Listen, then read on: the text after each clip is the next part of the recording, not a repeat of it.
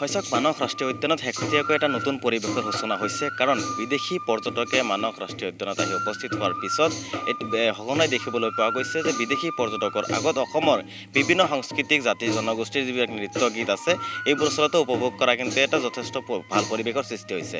এই মুহূৰ্তত মই উপস্থিত আছোঁ মানস ৰাষ্ট্ৰীয় উদ্যানৰ শিখিৰি কটেজত আৰু কেমেৰা সহযোগীক দেখুৱাবলৈ অনুৰোধ জনাইছোঁ। এয়া হৈছে মানস ৰাষ্ট্ৰীয় উদ্যানৰ বাঁহবাৰী বনাঞ্চলিক অঞ্চলত শিখিৰি কটেজত দেখিবলৈ পোৱা গৈছে এক নান্দনিক পৰিৱেশ। কাৰণ এই যি পৰিৱেশ আপোনালোকে দেখিবলৈ পাইছে এয়া আচলতে মানস ৰাষ্ট্ৰীয় উদ্যানত এক নতুন পৰিৱেশৰ সূচনা হৈছে আৰু বিদেশী পৰ্যটকসকলে দেশ বিদেশৰ পৰা আহি তেওঁলোকে যথেষ্ট পৰিমাণে ইয়াত আনন্দিত হয় আৰু যি অসমৰ আচলতে বিভিন্ন জাতি জনগোষ্ঠীৰ যি জ্ঞান বা যি সাংস্কৃতিক বিষয় আচলতে এইবোৰ তেওঁলোকে উপভোগ কৰে আৰু কোনোবাই যদি হয়তো বিচাৰিব বা আমি শেহতীয়াকৈ যিখিনি জানিব পাৰিছোঁ বিভিন্ন বিদেশৰ পৰা যিসকলে এডুকেশ্যনেল টুৰত আহে তেওঁলোকে কিন্তু ইয়াৰ বিষয়ে যথেষ্ট জ্ঞান তেওঁলোকে লাভ কৰিবলৈ সক্ষম হয়। ইয়াত আমি যিখিনি জানিব পাৰিছোঁ যে এই মানস ৰাষ্ট্ৰীয় উদ্যান চুবুৰীয়া যিসকল হোটেল লজসমূহ আছে তেওঁলোকে কিন্তু যথেষ্ট ভাল এটা পদক্ষেপ গ্ৰহণ কৰিছে। সেইটো হৈছে যে অসমৰ যিবিলাক থলুৱা খাদ্য সম্ভাৰ আচলতে এইবোৰ গোটেইখিনি তেওঁলোকক যোনে যেনেকৈ বিচাৰে তেওঁলোকক দিবলৈ চেষ্টা কৰা হয়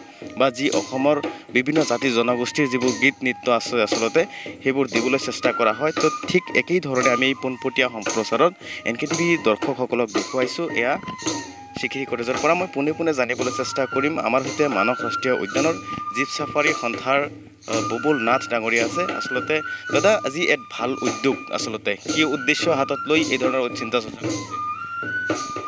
একচুৱেলি দেশী বিদেশী যিখিনি পৰ্যটক আহে আমাৰ স্থানীয় এৰিয়াৰ যিখিনি জাতি জনগোষ্ঠীৰ মানে কালচাৰেল ডেন্স আছে আমি মানে দেখুৱাৰ চেষ্টা কৰোঁ আৰু সিহঁতেও মানে চাবলৈ বিচাৰে যেনেকৈ বাগৰুম্বা আমাৰ বিহু তাৰপিছত আদিবাসীৰ ঝুমুৰ। তো আজি যিটো গ্ৰুপ আছে ইহঁতে মানে বড়ো আমাৰ বাগৰুম্বা নৃত্য চাম বুলি কৈছিল আৰু সেইটো দেখুওৱা হ'ল। এইটোৱে নহয় আমাৰ স্থানীয় যিখিনি মহিলা আছে বা ইয়াৰ আমাৰ মানসৰ কাষতে লাগি থকা বাৰেঙাবাৰী তেখেতসকলে ইয়াতে ঘৰত বোৱা গামোচা বা বিভিন্ন মানে শ্বল মানে বিভিন্ন মানে কাপোৰো মানে বিক্ৰী কৰে আৰু হেণ্ডিক্ৰাফ্ট সৰু সৰু প্ৰডাক্ট আছে ৰাইনো হাতীৰ সেইবিলাকো ইয়াত বিক্ৰী কৰে। আৰু ইয়াৰ জৰিয়তে এটা মানুহখিনিৰ যিটো স্থানীয় মানুহখিনি আছে যে মানে ৰিজৰ্ট হোমষ্টে বা জিপচি নহ'লেও এটা ইকনমিকেলি মানে অলপ ইনকাম কৰাৰ টকা পইচা ইনকাম কৰাৰ এটা ৰাস্তা। আশা কৰোঁ আৰু যদি পৰ্যটকৰ সংখ্যা মানসত বাঢ়ে তেতিয়াহ'লে আমাৰ দাঁতিকাষৰীয়া গাঁৱৰ বিভিন্ন পৰ্যটকৰ লগত জড়িত হ'ব পাৰিব এইটোৰ জৰিয়তে। তো শেহতীয়া পৰিস্থিতি দেখিবলৈ পাইছোঁ যে আচলতে ভাৰতীয় হোৱাতকৈ বিদেশী পৰ্যটক যথেষ্ট পৰিমাণে বৃদ্ধি পাইছে। আচলতে কি ফিল কৰে যে বিদেশী পৰ্যটকসকলে মানস ৰাষ্ট্ৰীয় উদ্যানত বিশেষকৈ আকৰ্ষণ কি আচলতে?